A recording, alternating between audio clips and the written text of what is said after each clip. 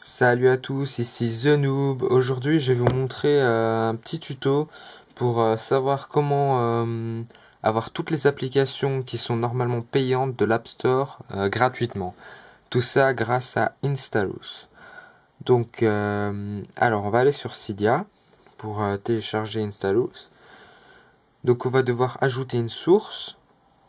C'est une source que Cydia a considérée comme dangereuse parce que elle distribue des programmes dont le copyright aurait été violé. Donc voilà, du fait qu'on peut utiliser Installous, qui nous permet d'obtenir des applications dont la licence n'a pas été volée, quoi. Donc voilà, on va aller dans Source, on va faire Modifier, Ajouter.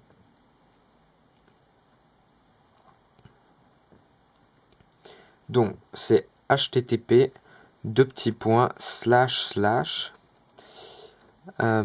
Cydia, donc CYDIA point Aculo HACKULO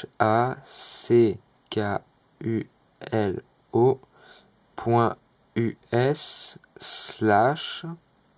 Voilà, donc on fait ajouter la source. Donc là, il y a avertissement de source, voilà. Donc comme je vous l'ai expliqué avant, on fait ajouter quand même. Donc un rechargement des données. Donc Installous est une application qui, comme je vous l'ai dit, vous permet d'avoir les applications payantes de l'App Store en gratuit. Mais de plus, ce qui est pas mal, c'est qu'elle est régulièrement mise à jour, cette application. Donc beaucoup de bugs sont régulièrement rectifiés. Et surtout, l'interface est très bien faite. Elle est très ressemblante à celle de l'App Store.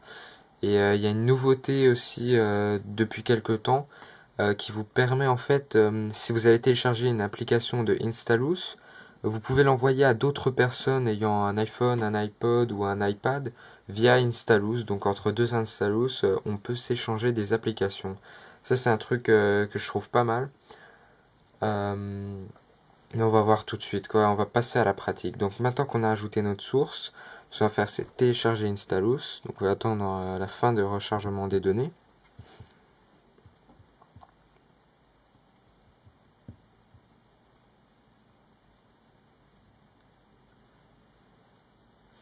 Voilà, on va faire retour à Cydia.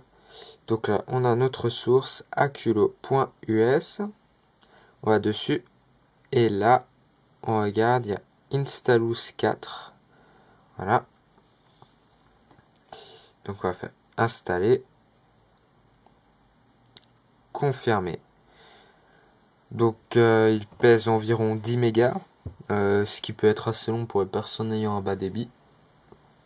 Donc voilà, j'ai fait une petite coupure, hein, j'allais pas vous faire attendre en même temps que moi le temps du téléchargement parce que j'ai un débit assez bas, ça prend un certain temps. Donc là, il nous installe Installous, on a le rechargement des données. Ensuite, on va pouvoir passer à la pratique, on va retourner sur le Springboard.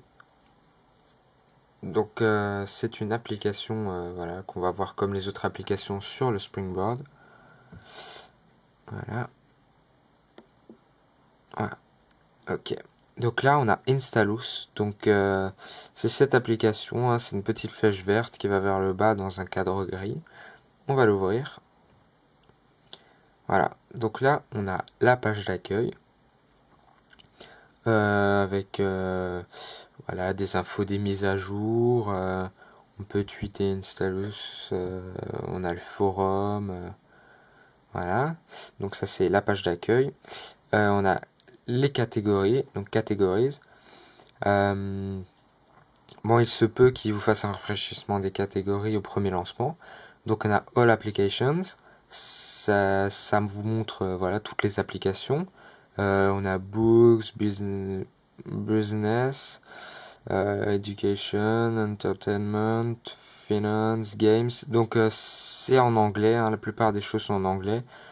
Voilà, on a à peu près tout ce qu'il y a sur l'App Store, quoi. C'est présenté assez simplement, quoi.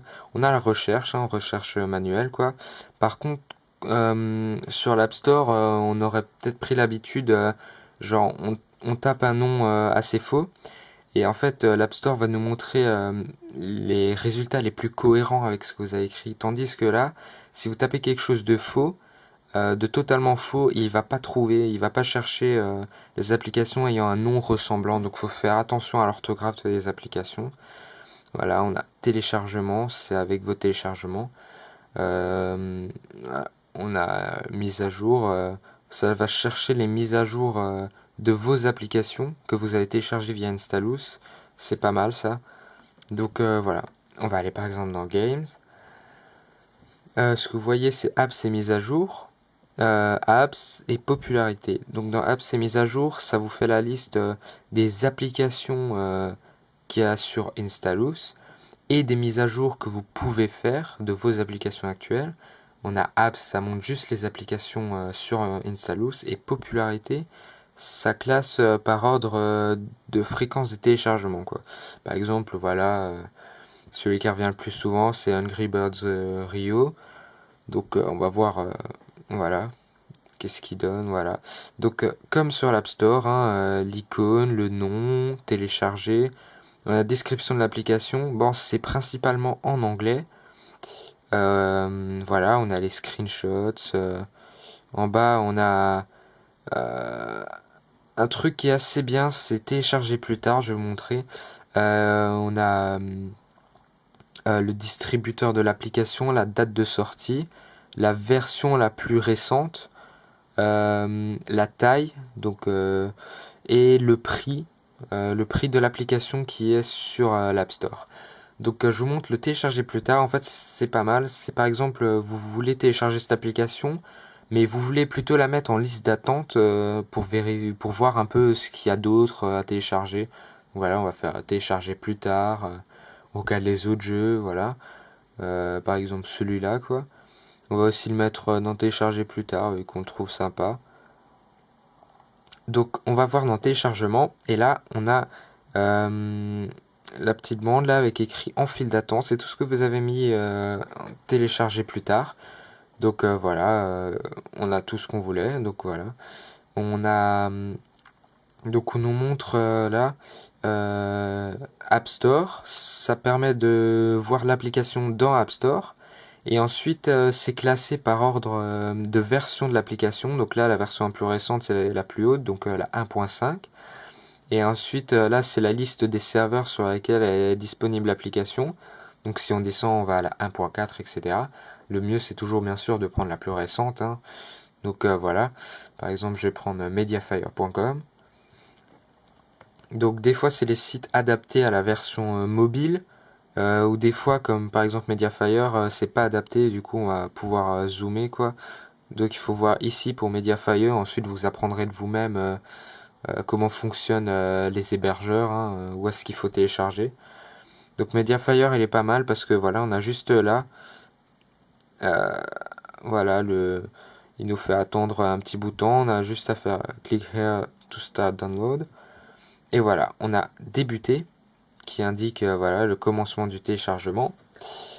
Et si jamais il y a une erreur du téléchargement, ça peut venir de l'hébergeur qui a bugué. On pourrait avoir le message Unexpected Content, ou je sais pas si maintenant il est en français. Donc voilà, on va voir ici. Voilà. Donc on a le BG World. Donc on a la barre d'avancement, quoi. À gauche, on a la taille de fichier restant à télécharger. Ensuite, on a le temps restant estimé. Et ensuite, voilà, le petit arrobase qui indique la vitesse de téléchargement.